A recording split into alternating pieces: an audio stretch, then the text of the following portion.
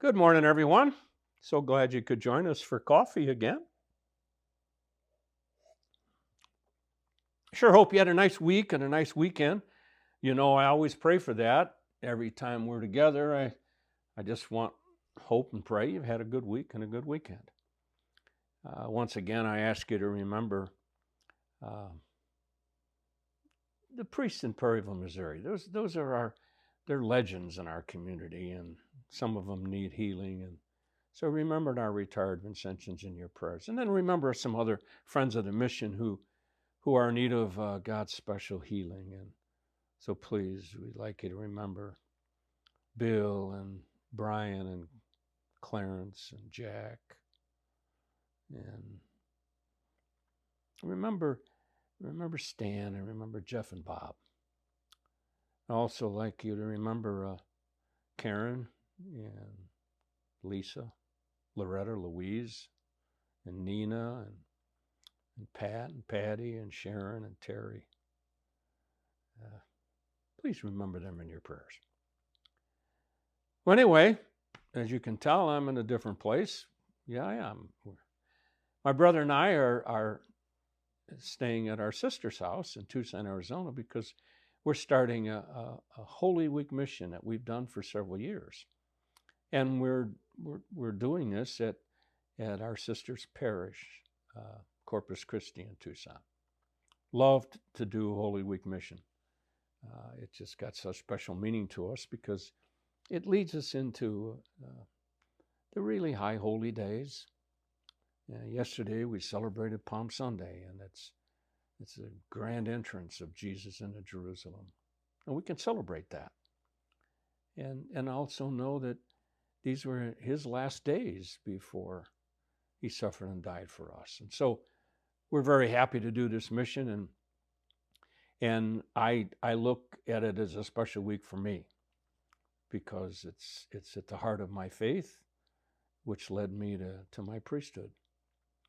And so not only will these 3 days of mission be prayerful with Eucharist, but it'll also lead to Holy Thursday, where we celebrate the institution of the Eucharist with the Last Supper, and also the institution of priesthood. And then Friday to celebrate the great gift that Jesus gave us. And then it leads us all to our great celebration on Easter. So it's a special week. I hope it is for you too. I really I appreciated the gospel for today as we begin this Holy Week. And it was all about how Jesus went to have dinner with his good friends. And Lazarus was there, and Martha and Mary, and a lot of people followed him. But I don't think it was just to see Jesus. They wanted to see Lazarus. He raised him from the dead, a miracle that they couldn't believe, and they wanted to see for themselves. And I think of so many of the miracles that Jesus worked because he just genuinely cared for people. And I use it kind of as a reminder to me, not only to make Holy Week holy, but it reminds me of how people went looking for a miracle. They went looking to find Lazarus, to see him raised from the dead. And so I'm going to encourage all of you, as well as I tell myself, don't miss the little miracles that go on every day. People are doing good stuff all the time, and sometimes I miss it, and I don't want to do that anymore. And so Holy Week's going to remind me about the miracles that go on all the time. Our brother's here. He'd like to share some of his thoughts on this holiest of weeks. Greetings. My thoughts are why do we call it holy? Is it because of what Jesus did, or because of how we commemorate it? And because we commemorate it in such a great fashion, we call it holy. Or is it just because he did what he did? Whatever it is, it's important that we reflect upon historically what he did.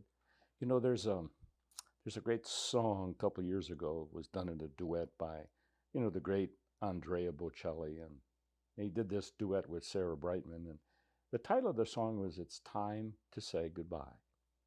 And I'm sure humanly, this week was somewhat tough for Jesus because he knew it was time to say goodbye. He had some dinners with his friends, but he also knew that I need to make sure that my church has what it needs to continue. And so on Thursday, that's what we celebrate. He gave us the sacrament of the priesthood, the ordination of the priesthood. He also on Thursday gave us the Eucharist that identifies us as Catholic, and at the same time he gave us the call and the challenge to service, and that's why he washed the feet of his apostles, and he said, and you go do the same. So it was about service, and then he took a walk to his death so that we would have the kingdom of heaven.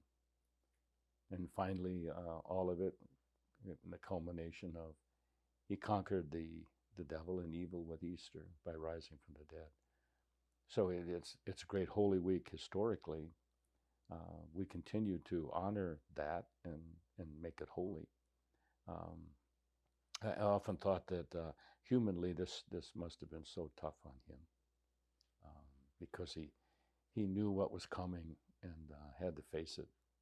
Anyway, I hope this week is special for you. I hope that you'll have time for church in those days, and to remember that it was all for us. He did what he did historically, and made it possible for us to enter heaven. And so I'm going to spend this week in prayer of gratitude and thanksgiving for what he gave to us before he died. Now, we always end our video here with prayer, so I invite you to join me as we say our mission prayer. Divine Savior, transform me into yourself. May my hands be your hands. May my tongue be your tongue. Grant that every faculty of my body may serve only to glorify you. Above all, transform my soul and all its powers, that my memory, my will, and my affections may be the memory, the will, and the affections of you. I pray you to destroy in me all that is not of you.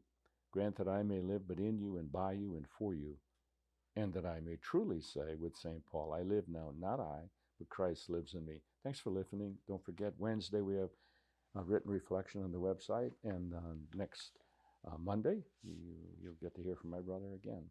Thanks.